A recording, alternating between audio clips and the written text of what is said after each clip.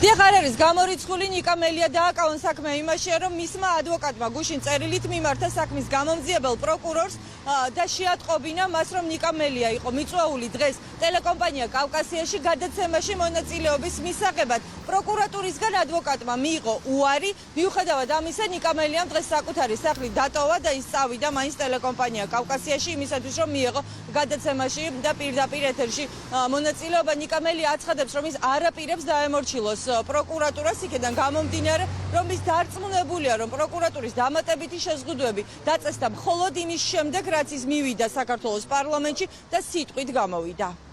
მის ხუშტურებს არ დავემორჩილები, რომელიც ანტიკონსტიტუციურია. საერთოდ ვინ არის, რა წესწყობილება ჩამოაყალიბა ქვეყანაში, ხო, ეს უკვე ძალიან კარგად ვიცით, მაგრამ ეხლა ძალიან გადაუკრებაში გადავიდა ბატონი ჩვენი ივანიშვილი. ამიტომ ეხლა გავაკეთებ იმას, რაც მევალება რომ გავაკეთო სხვათა შორის და არა უბრალოდ სურვილი მაქვს.